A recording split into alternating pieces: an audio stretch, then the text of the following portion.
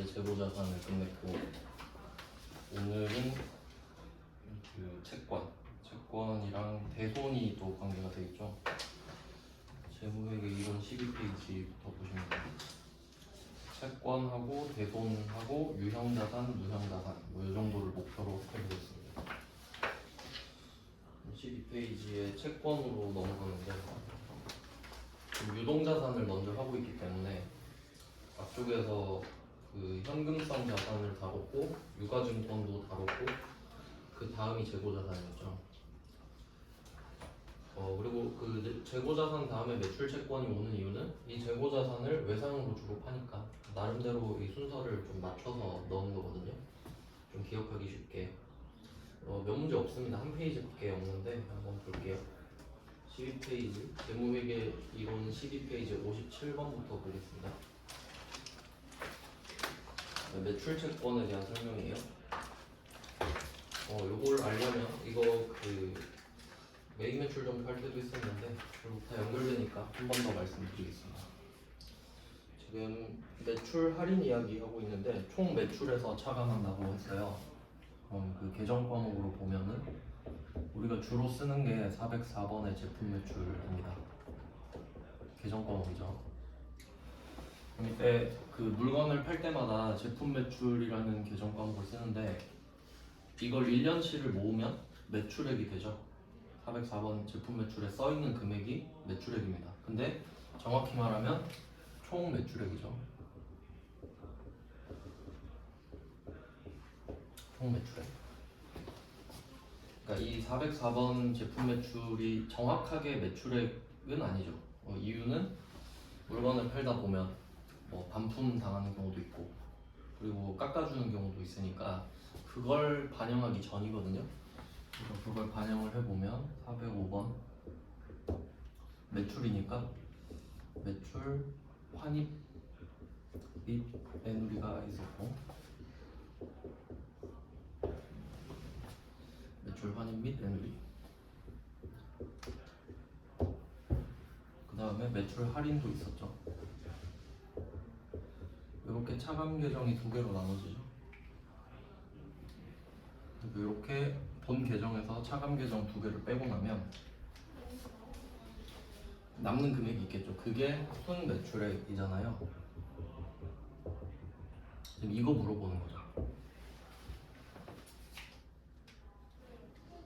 이거를 머릿속에 그려놓고 이 문제를 풀어야 됩니다. 그럼 매출 할인은 그 약정으로 깎아주는 거죠. 그러니까 이유까지 생각해보면 매출 할인은 약정 때문에 깎아주는 거죠. 외상을 주면서 혹시 네가 10일 안에 갚으면 내가 뭐 2%를 깎아주겠다 이런 식으로 미리 한번 던져놓고 얘가 10일 안에 진짜 갚았죠? 그럼 그게 매출 할인이죠. 근데 보통 불량으로 상대방이 이거 불량이라서 반품하겠습니다 또는 깎아주세요 하면 그게 매출 환입 및 애누리고요. 그럼 여기서는 매출 할인이 들어가도 되고 매출 환입 그리고 매출 애누리가 들어가도 맞는 말이죠. 총 매출에서 차감하니까. 그리고 그 총 매출은 개념이고요.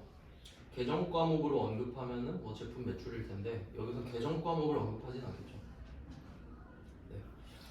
그럼 이제 2번을 볼게요. 2번 매출 채권이란 주된 영업활동의 상품이나 제품 판매 혹은 서비스를 제공하고 아직 돈을 못 받은 경우 그 금액을 말한다. 그럼 당연히 이거는 재고자산의 연장선이죠. 그러니까 주된 영업활동의 상품이나 제품 판매 이 제품까지가 재고자산이고 거기서 연장이 되면은 매출 채권이 되겠죠. 외상까지 포함이 되면요. 맞는 말이고 그 다음에 이 3번 매출 채권에서 발생한 대손상각비 영업의 비용으로 처리한다 돼 있는데 이거 되게 시험에 잘 나오는 내용입니다.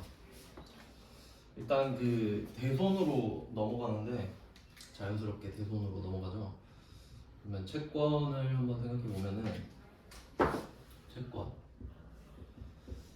일단 채권은 좀 포괄적인 개념입니다. 청구권이라는 개념이죠. 그러니까 내가 너한테 무언가를 청구할 권리 그게 채권인데 그게 회계에서는 주로 금전채권이었죠. 돈을 달라고 할 권리 그게 주를 이루는데 이게 두 개로 나눠지잖아요. 매출 채권이랑 기타 채권으로 나눠집니다. 밑에 매출 채권 같은 경우는 계정 과목이 딱 두 개 있죠. 외상 매출금 그리고 받으러옴. 근데 이론 문제에서는 그 계정 과목을 언급하지는 않아요. 개념을 주로 언급하지. 그래서 뭐 이거는 그냥 참고로 알아두시면 되고. 그 다음에 기타 채권은 채권 중에 외상 매출금 받으러옴 빼고 전부 다죠. 근데 그래도 좀 빈출을 생각해 보면 미수금이랑 대여금 정도. 정확히 말하면 선급금도 포함이 되긴 됩니다. 그러니까 선급금이 먼저 준 계약금이잖아요. 그럼 선급금은 금전채권은 아니거든요. 왜냐면 내가 1000만원짜리 물건을 사는데 100만원을 미리 준 거잖아요. 근데 이 100만원을 다시 달라고 하는 게 아니죠 지금. 100만원 걸어놨으니까 물건 빨리 줘 이거죠. 그러니까 얘는 그 선급금 같은 경우는 금전채권은 아니에요. 하지만 채권은 맞죠. 청구권이니까. 그 정도 볼 수 있어요. 계정 과목 선급금까지 내진 않는데 참고하시고. 그럼 채권의 분류를 봤어요. 그러면 채권은 청구할 수 있는 권리인데 얘는 그 단점이 있죠. 상대방이 거절할 수 있잖아요. 내가 청구권이 있는 건 있는 건데 야 돈 줘 싫어 이럴 수도 있죠. 그게 대손이잖아요. 대손. 그러니까 대손은 반드시 채권 이후에 나와야 되죠. 지금 대손이 처음 나왔잖아요. 이제 그 이유를 생각하셔야 돼요. 왜 갑자기 대손이 나왔냐? 우리가 앞에서 배운 걸 한번 생각해봐요. 현금성 자산 배웠고 유가증권 배웠죠. 거기서 대손이 나겠습니까? 내가 현금을 갖고 있는데 대손이 나겠어요? 절대 안 나지. 현금인데. 유가증권도 마찬가지죠. 보통 유가증권을 그 거래소에서 하잖아요. 근데 이제 채권 같은 경우는 대손이 발생할 수 있으니까. 그러면 이게 채권이 자산인데 대손은 자산의 감소죠. 그럼 이제 자산의 감소는 비용 처리가 되잖아요. 그럼 이 매출 채권이랑 기타 채권이 대손이 일어났을 때 비용 처리를 뭘로 할 거냐 하면 매출 채권은 800번 대손 상각비. 뭐 매출과 관련됐으니까 800번 이렇게 생각하시면 되겠고, 그 다음에 기타 채권은 900번의 기타의 대손 상각비로 가죠. 이렇게 됩니다. 이제 이거 물어보고 싶다는 거죠.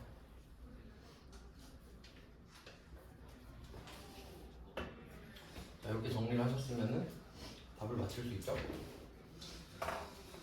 그러면 이게 그 디테일을 가야 되죠. 채권이라고 했는지, 매출 채권이라고 했는지, 기타 채권이라고 했는지 이렇게 세 가지로 말을 할 수가 있잖아요.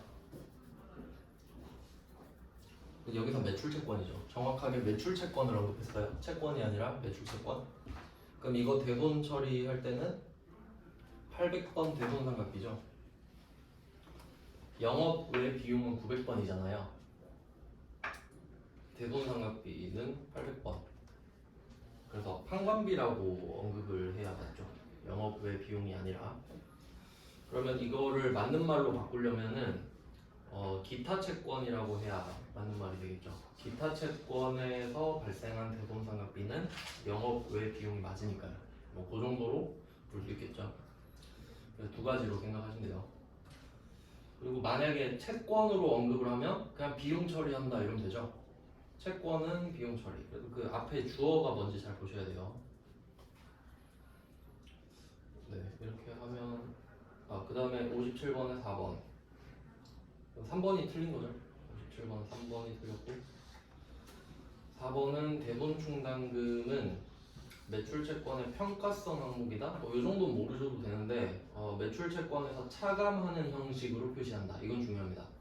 그러니까 차감하는 형식이 그 차감 계정 과목이라고 하는데 또 이 말이랑 그 같이 나올 수 있는 게 간접 차감이에요.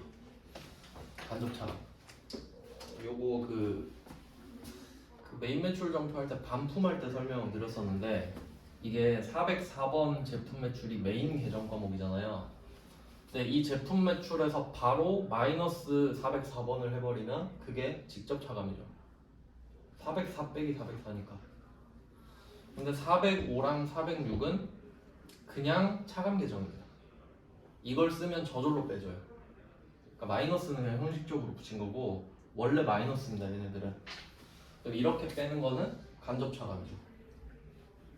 이해되시죠? 그러니까 차감 계정 과목이 나왔다라는 말 자체가 얘네들은 간접적으로 차감한다는 뜻이죠. 직접 빼는 게 직접 차감이니까. 네, 맞는 말입니다. 그 다음은 계산 문제가 있네요. 58이랑 59랑 좀 비슷하게 생겼는데 이것도 한번 풀어보면 좀 전략적으로 접근할 수가 있어요. 58번 문제는 어떻게 볼지 볼게요. 뭘 물어보는지를 보셔야 됩니다. 단기 대손 충당금으로 설정한 금액을 물어보는 거예요. 무슨 상황인지를 알아야겠죠, 일단. 그러면 가나다라 순서로 돼 있는데 누가 나오는지 한번 볼게요. 등장인물이 누군가 보면은 매출 채권, 대손 충당금 둘이 나오죠. 매출 채권이랑 대손 충당금 둘 나옵니다. 그럼 이거를 둘 다 T 계정을 한번 그려볼게요.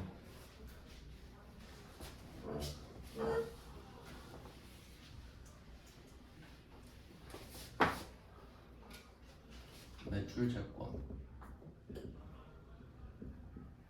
하나 그리고 대손 충당금 하나 그리고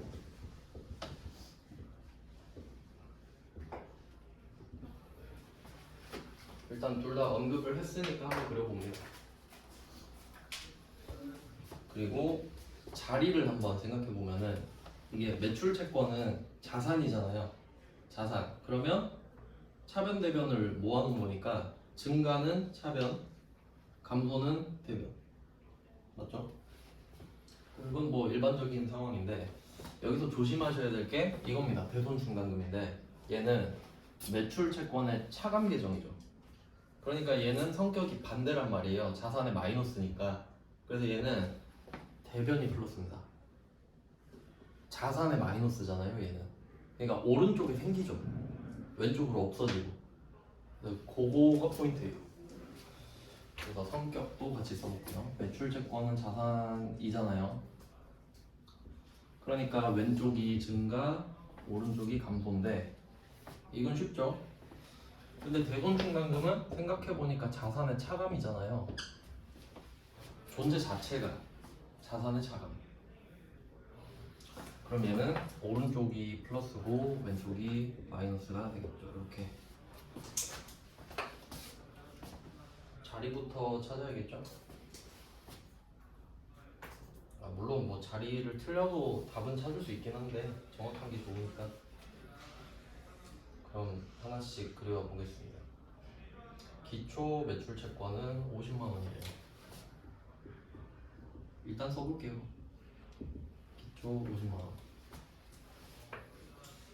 그럼 작년에 외상을 준 걸 아직도 못 받았다 정도로 해석하시면 되겠죠. 그러니까 올해 받아내야 된다 이 정도 의미예요. 그 다음에 대손 충당금 잔액은 5만 원이래요. 기초가 대변이죠.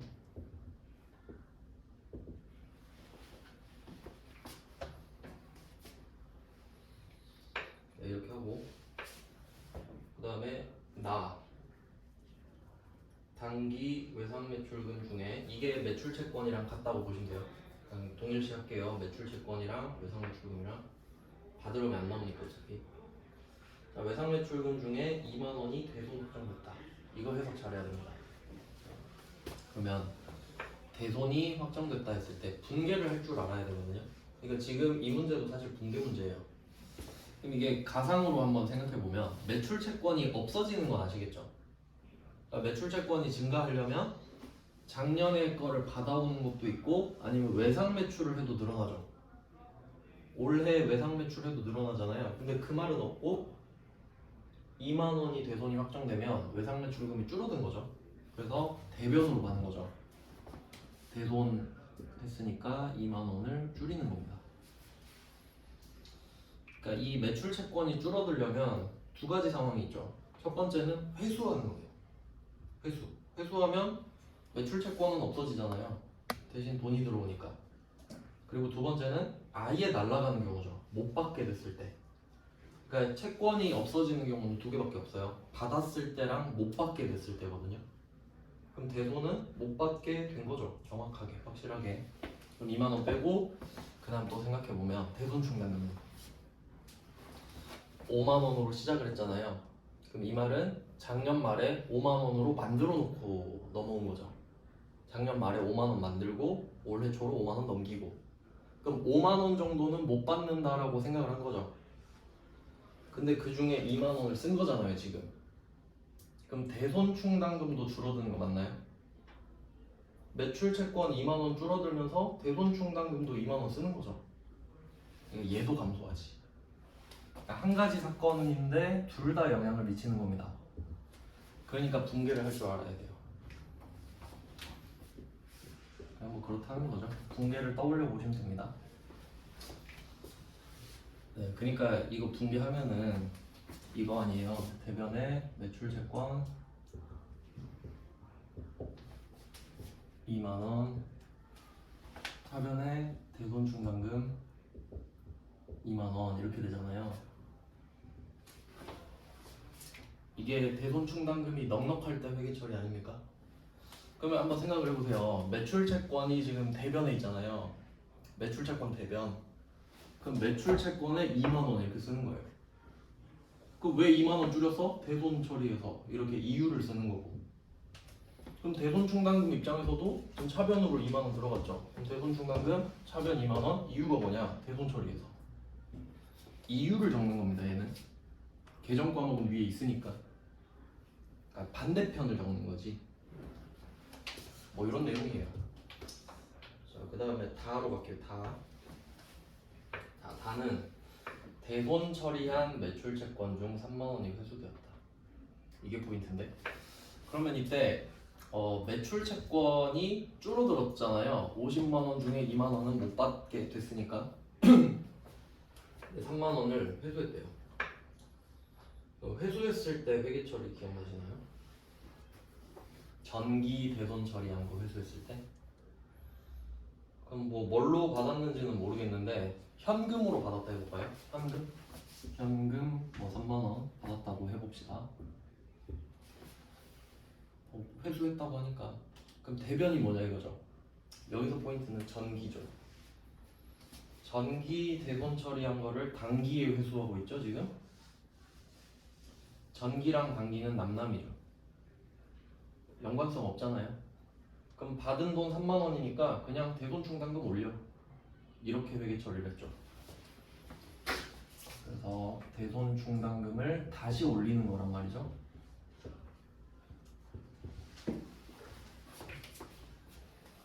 그러니까 이게 이론이 더 어렵죠. 분계를 기본적으로 깔고 가야 되니까. 분계할 줄 모르면 진짜 아무것도 못 풉니다. 그러니까 좀 고급 시험 같은 경우는 분계 자체를 내진 않거든요. 근데 이런 식으로 분계를 못하면 답을 못 찾아요. 그러니까 분계 기본이 돼버리는 거죠.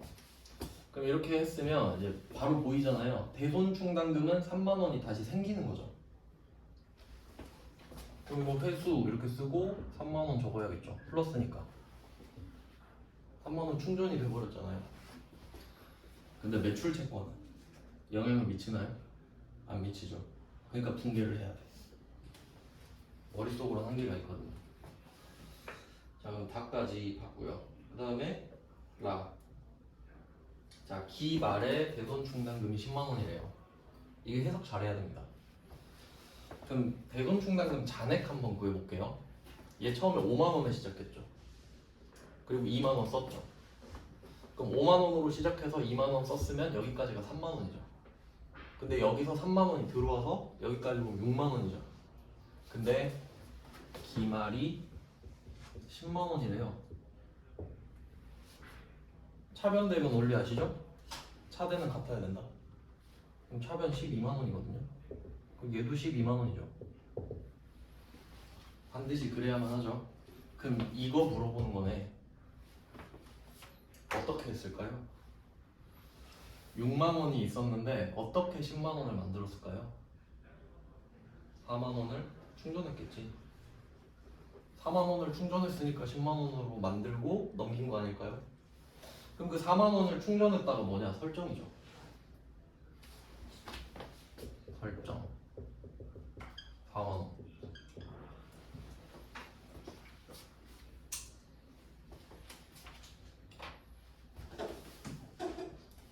그러니까 이게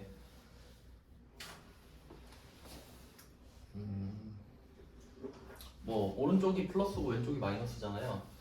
그러니까 이게 4만 원을 플러스 시켜야 10만 원이 되죠. 그리고 10만 원 되자마자 내년으로 넘겨버리잖아요. 그러니까 얘 둘은 같은 날에 일어나는 거죠. 4만 원을 충전을 해서 10만 원을 만든 후 그 10만 원을 내년으로 토스. 그럼 내년 기초는 10만 원으로 시작하는 거겠죠. 이게 계속 반복되잖아요. 자, 그럼 이거 둘 다 해봤는데 왜 두 개 했는지를 아셔야 돼요. 빨리 눈치채야 돼요. 매출 채권 그릴 필요가 있었나요? 이걸 알아야 된다고. 지금 대손 충당금 얼마 충전했는지 물어보죠. 그러니까 얘가 이 빨간 색깔 글씨 있잖아요. 이게 대손 삼각비잖아요. 요거 회계 처리를 생각해 보시면 대손 삼각비 이거 매출 채권이니까 800 맞죠? 800 4만 원. 그리고 대손 충당금 4만 원 이렇게 되잖아요. 그럼 충전한 거 맞죠? 충전? 그럼 뭐냐? 이유가 뭐냐? 대손 삼각비로 설정을 했잖아요. 이거 물어보는 거죠. 그러니까 회계 처리랑 같이 보면 좀 나을 것 같아요. 그래서 결론 매출 채권은 그릴 필요가 없었다. 이제 이걸 기억하시면 되겠죠. 그러니까 대손 충당금 얘기하면 매출 채권이 반드시 나올 거 아니에요. 근데 이거 풀어보면은 아, 매출 채권을 파악할 필요는 없겠구나 라고 생각을 하시면 된다는 거죠. 그러면 58번은 일부러 그래서 그린 거예요. 일부러 좀 봐야 느낌이 오니까. 그럼 이제 이걸 알았으니까 59번은 바로 적용을 해볼게요. 위에서 푼 것처럼.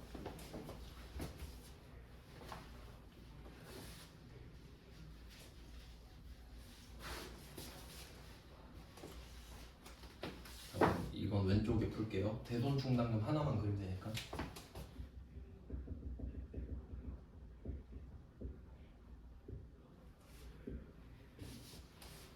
역시 오른쪽이 증가, 왼쪽이 감소입니다. 자, 이번에는 살짝 세로 프레이징을 했는데 58번 문제는 기초로 시작을 했잖아요. 네, 59번은 전기 말로 시작하죠. 전기 말이랑 단기 초는 같죠. 전기 말이랑 단기 초랑 같죠. 그래서 이게 단기 초입니다. 50만 원으로 시작을 할게요. 아 근데 매출 채권이죠. 얘는 그냥 쌩까도 되죠. 대손 충당금만 할게요. 기초 18만 원. 매출 채권은 필요 없잖아요. 왜냐면 59번도 문제가 같죠. 그 다음에 두 번째 거 15만원 대손 확정. 그럼 18만원 중에 15만원 쓰겠죠. 대손 15만원 3만원 남았어요 이제. 그 다음에 세 번째 만원이 회수됐죠. 여기서 보셔야 될 건 당연히 전기라고 말해줍니다. 단기라고 낼 확률 없습니다. 이유는 단기에 회수하려면 단기 거 회수하려면 그 회계 처리를 알아야 되는데 그것까지 알려주진 않을 거니까 그냥 뭐 이렇게 줄 겁니다. 회수 만원. 그럼 이제 4만원이죠. 4만원 잔액. 그 다음에 기말이 21만원이에요. 똑같은 문제 맞죠? 여기 설정 오겠네요. 그러니까 이 빨간색은 대손상각비라고 해도 되고 설정이라고 해도 돼요. 상황은 설정이고 그 설정을 할 때 대손삼각비를 쓰니까 이 정도로 보시면 되는데, 그러면 금액이 총 36만 원이 돼야 되니까 답이 뭐 15만 원? 17만 원? 네, 이렇게 찾아주시면 됩니다. 네, 원리를 이해하면은 어렵지 않게 풀 수 있을 것 같아요. 이제 이런 거 보너스 문제잖아요. 한번 해봤으니까. 근데 똑같은 문제 두 번 나온 거 보시면 아시겠지만 나오면 바로 풀어주세요. 매출 채권은 구할 필요가 없다만 아시면 쉽게 풀 수 있습니다. 그 다음 60번 갈게요. 대본 마지막 문제입니다. 틀린 거 1번 모든 채권. 그럼 그냥 채권이죠. 매출 채권 아니고 기타 채권도 아니에요. 모든 채권. 이거 대본 처리 비용은 판관비로 한대요. 틀렸죠? 비용이면 맞다고 할 수 있거든요. 비용이면 모든 채권이니까. 아 근데 매출 채권은 판관비고 기타 채권은 영업 외 비용이잖아요. 그래서 얘는 그 57번의 3번이랑 60번의 1번을 연결하면 제일 좋죠. 딱 포인트잖아요. 이게 영업 외 비용이냐 판관비냐 밖에 없으니까. 대손에서 제조원가는 절대 안 나오죠. 만드는 데는 뭐 돈을 못 받을 리가 없으니까 뭐 제조원가는 상관이 없는 내용이고, 그러니까 그렇게 얼토당토 아는 건 안 낸단 말이에요. 판관비랑 영업의 비용으로만 내겠죠. 뭐 이미 답은 나왔고 2번 볼게요. 매출채권 잔액기준법이라고 하는데 요거를 처음 들어보셨을 거예요. 근데 이거는 우리가 회계 읽을 때 했던 겁니다. 그 컴퓨터 들어가가지고 대손 F8 대손 추정인가? 그거 누르면 1%로 써 있었던 거 기억나시나요? 그거잖아요. 추정률을 곱하여 산정한다 돼 있죠. 대손 추정률 그게 1%거든요. 그러니까 우리는 그 방법을 쓰고 있는 거지 지금 K랩에서. 맞는 말이고. 그 다음에 3번 이것도 중요한 거죠. 전기에 대손된 채권을 회수. 키워드 두 개죠. 전기 회수죠. 전기 회수. 근데 이거를 또 잘못 외우면 안 돼요. 회수를 이야기하면 회수는 당연히 지금이죠. 작년에 회수한 얘기 하는 게 아니잖아요. 단기에 회수를 했는데 대손은 전기에 발생했다 이 말이죠. 네, 오해하시면 안 됩니다. 맞는 말이잖아요. 대손 충당금을 회복시킨다. 전기 거니까. 그 다음 4번 대손 충당금 잔액이 있으면 이걸 먼저 쓴다 이 말이죠. 상계한다는 맞는 말이고요. 분계를 말로 옮겨놓은 겁니다. 할만하죠? 포인트는 딱 그거잖아요. 판관비냐 영업의 비용이냐. 계산 문제도 좀 풀어봤고요. 다음은 그럼 대손 끝났습니다. 매출채권이랑 대손은 약간 콤팩트하게 나왔고 이제 13페이지죠. 유형자산. 이제 비유동 자산으로 넘어온 건데 투자 자산은 딱히 없네요. 투자 자산은 뭐 내기가 좀 애매한 주제인 것 같아요. 유형 자산은 문제가 엄청 많습니다. 한번 해볼게요. 61번이죠. 13페이지. 틀린 거 같았습니다. 취득 원가고요. 1번 기존 건물이 있는 토지를 취득한 후 기존 건물의 즉시 철거 비용은 토지의 취득 원가에 포함한다. 아주 좋은 말인데 이제 좀 디테일을 생각해 보세요. 그림이 딱 떠올라야 됩니다. 요거는 분계로도 좀 잘 나오고 이거 그 불공에서 본 적 있죠? 불공에서 기존 건물이 있는 토지를 샀다. 즉시 철거 비용이라고 합니다. 그러니까 이게 왜 이런 말이 나오냐면 즉시가 중요하거든요. 즉시. 왜냐면 건물이랑 토지를 샀는데 10년 후에 철거할 수도 있잖아요. 그럼 즉시가 아니죠. 그럼 내가 쓰던 건물을 철거하는 게 되잖아요. 그렇게 되면은 그럼 그때는 비용 처리하죠. 그러니까 쭉 쓰다가 쓰던 건물을 철거하면 그 철거 비용은 비용입니다. 맞죠? 근데 건물 토지를 같이 사자마자 부수면 이 건물 철거 비용은 땅을 위해 썼다고 보는 거죠. 그러니까 그때만 토지의 취득 원가고요. 이해되시죠? 즉시가 중요한 거예요. 즉시.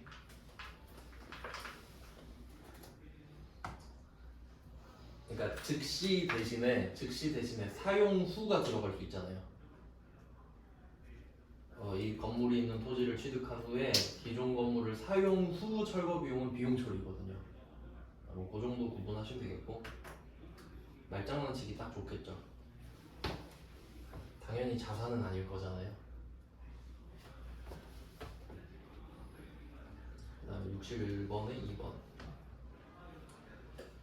기계장치를 구입 목적에 사용할 수 있을 때까지 발생한 설치비 및 시운전비는 취득원가에 가산한다. 이런 거 그 분석하는 요령이 있는데, 앞에 기계장치 있죠? 요거 대신에 아무 말이나 들어가도 돼요. 그냥 유형자산 이렇게 들어가도 돼요. 그 다음에 뒤에 보면 설치비 및 시운전비 있죠? 이 말도 그렇게 중요한 말은 아닙니다. 이해되세요? 그럼 중요한 게 뭐겠어요? 자산을 구입 목적에 사용할 수 있을 때까지 발생한 거는 뭐가 되든 간에 가산한다. 이렇게 해석해야 맞죠? 근데 기계장치에서는 조금 디테일을 살려보면은 시운전비 있죠. 시운전비. 이게 좀 자세하게 나올 수도 있는데 좀 특이한 사례를 설명해 드릴게요.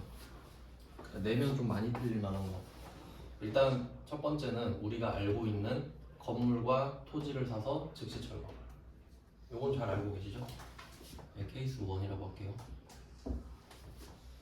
그 다음에 두 번째는 기계장치를 사는 겁니다. 그럼 일단 아는 것부터 해보죠.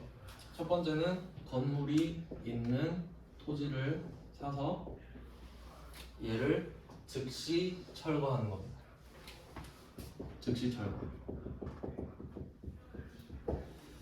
그러면 이때 이 건물값도 토지가 되고 철거 비용도 토지가 되는 거 아시죠? 땅 때문에 건물도 샀고 땅 때문에 철거도 하고 있으니까 이건 안 어렵죠. 맨날 보던 거니까. 근데 이 철거 비용 있잖아요. 철거할 때 돈 들잖아요.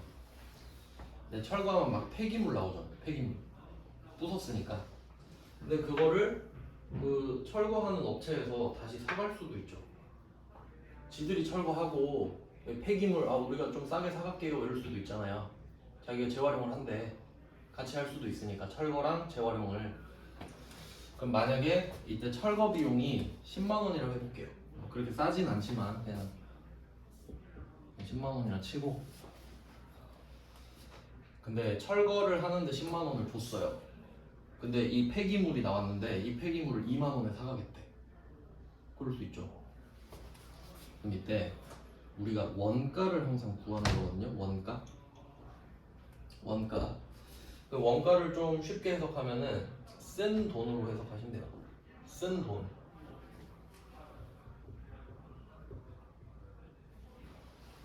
쓴 돈. 그러면 매입 원가 하면 매입하면서 쓴 돈. 제조 원가 하면 제조하면서 쓴 돈. 매출 원가라고 하면 매출액을 벌기 위해 쓴 돈이 되는 겁니다. 이렇게 다 때려 맞추면 되죠. 원가 쓴 돈이라 해석하면. 그럼 이때 쓴 돈이잖아요. 그러니까 원가는 기본적으로 개념 자체가 마이너스 맞죠. 지금 내가 10만 원을 쓴 거죠. 10만 원을 번 게 아니라 철거하느라. 그러니까 마이너스 10만 원 맞죠. 돈이 나갔으니까. 근데 이거 철거하고 폐기물을 2만 원에 팔았어요. 그럼 2만 원이 들어오죠. 플러스 2만 원이죠. 이렇게 문제를 낼 수도 있단 말이에요. 근데 여러분 철거하면서 폐기물 이야기 들은 적 없죠? 그러니까 시험에 내면 틀리겠지. 그럼 한번 이 두 개가 별개의 사건이 아니죠 사실. 철거 업체한테 10만 원 주고 2만 원 받는 거잖아요. 그럼 우리는 어떻게 할까요? 10만원 주고 2만원 받을게요 이럴까? 8만원만 드리면 되죠? 이럴 거 아니에요.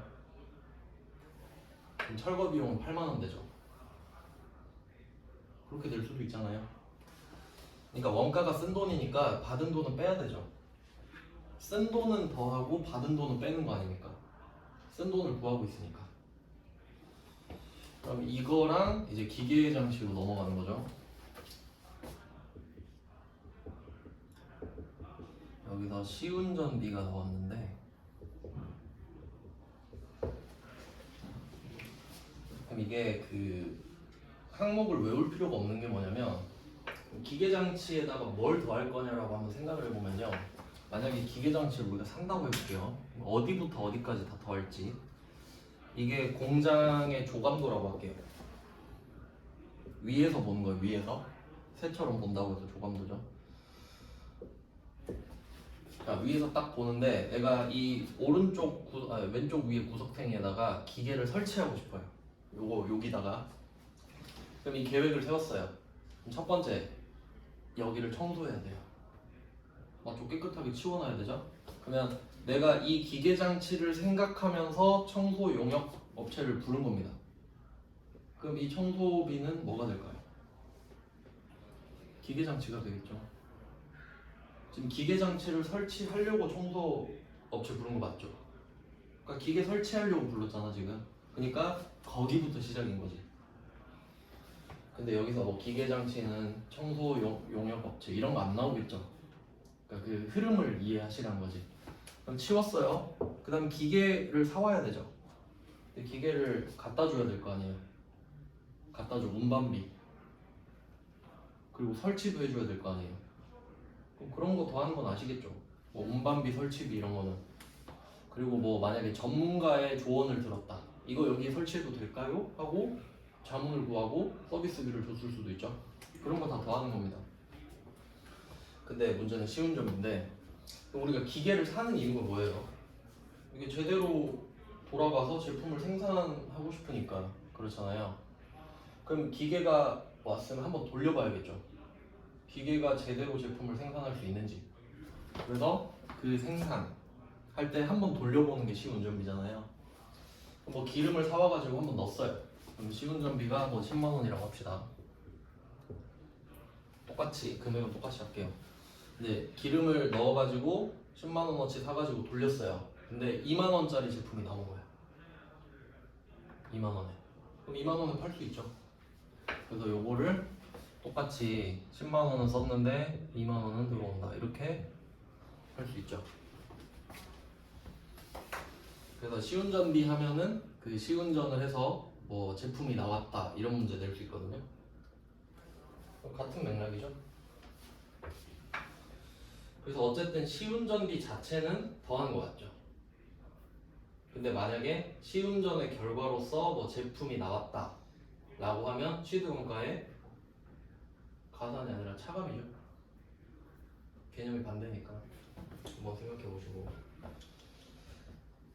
네, 그리고 이제 다음 선지로 가겠습니다. 61번에 3번. 61번은 2번이 맞는 거고, 3번은 유형자산 취득과 관련하여 발생한 제세공과, 그리고 세금과 공과 이 정도 보시면 되죠. 취득과 관련이니까 세금이건 말건 취득원가에 가산하는 거 맞죠? 그 다음에 4번. 4번은 유형자산 설계와 관련하여 전문가에게 지급하는 수수료도 유형자산의 취득원가로 처리한다. 아까 말씀드렸죠.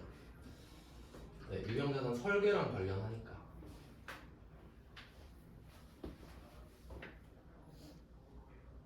응? 61번에 4번 토지 등의 재산세, 종부세. 요거는 그 보유세라고 하는데 요건 취득원가의 가산이 아니죠. 비용 처리하셔야겠네요. 개정 과목이 세금과 공과고요.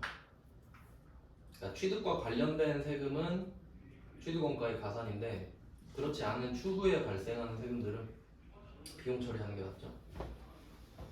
그다음에 62번 가겠습니다. 62번에 1번 유형자산을 외부 구입한 경우 취득 시 부대 비용은 유형자산의 취득원가에 가산한다. 맞는 말이죠. 그다음 2번 토지 취득과 관련하여 취득세가 발생한 경우 이는 토지의 취득원가죠. 세금과 공과는 비용이고 그게 아니라 취득원가로 하는 게 맞죠. 취득과 관련된 세금이니까 쉬운 문제네요.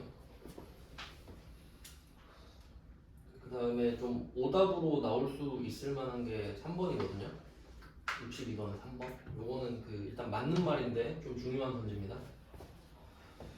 유형자산 취득과 관련하여 뭐 이게 취득 부대 비용을 뜻하고 국공채 등을 불가피하게 매입했다. 이거 그 일반 전투 문제에서 자동차 사면서 강제로 공채를 샀어요 이런 문제 있었죠. 울며 겨자 먹기로 샀어요 이건데 그럼 이게 말로 쓰면은 되게 헷갈리거든요. 제가 그럼 예시를 하나 써볼게요. 실제로 뭐 자동차나 부동산 같은 거 살 때 그 지역 채권을 강제로 사야 됩니다. 금액을 예를 들면은 공채 액면 금액이 뭐 30만 원 이렇게 해볼게요.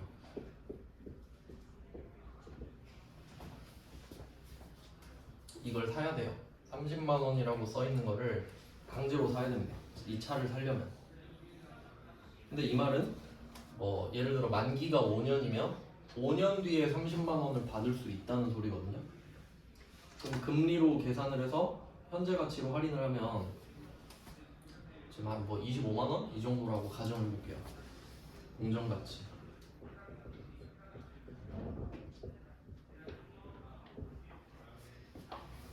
자 이렇게 된다고 합시다. 그러니까 5년 뒤에 30만 원을 받을 수 있는 권리이기 때문에 지금은 25만 원밖에 안 한다. 이런 내용이거든요. 근데 이게 강제 매입이다 보니까 이걸 30만 원에 사야 되죠. 우린 30을 주고 사야 돼요. 근데 시세는 25만 원이죠. 근데 회계는 보통 취득한 금액으로 적잖아요, 장부에다가. 그럼 내가 25만 원을 썼는데 30만 원을 썼는데 25만 원이 들어왔다 하면 이거 둘 다 써줘야 되죠. 좀 특이한 경우죠. 그래서 그때 차이가 나는 금액이 5만 원이잖아요. 이거 손해본 거죠. 이걸 차량 운반구로 회계 처리했잖아요. 그러니까 25만 원짜리가 들어온 건 맞죠? 그러니까 30만 원을 지불을 했는데 내가 얻은 게 뭐냐 하면은 25만 원짜리 뭐 공채랑 5만 원은 손해를 봤는데 그 손해를 왜 봤냐 하면 자동차 사느라 였죠. 그러면 그 문구를 한번 확인을 해볼게요.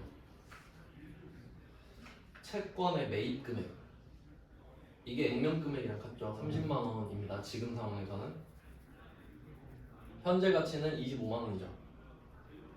차액은 5만 원이죠. 이렇게 숫자를 넣어야 좀 매끄럽게 해석이 돼요. 그럼 지금 5만 원 이야기하는 거 맞죠? 그럼 그 5만 원은 유형자산의 취득원가에 포함한다. 맞는 말이죠. 근데 오답을 어떻게 내냐면 뭐 예를 들어 그냥 매입 금액, 채권의 매입 금액은 취득원가에 포함한다. 이런 식으로 낼 수 있거든요. 그건 당연히 틀린 말이죠. 30만 원을 더하는 게 아니잖아요. 그래서 요거 장난칠 수 있으니까 좀 조심할게요. 얘는. 그 다음에 62번에 4번 여기까지 보고 쉴게요. 유형자산 설계와 관련하여 전문가에게 지급하는 수수료도 유형자산의 취득원가로 처리한다. 뭐 맞는 말이죠. 아까 뭐 설계하는 거, 청소하는 거 다 들어간다 했으니까 일단 여기까지 봐놓고 좀 쉬다가 계속 볼게요.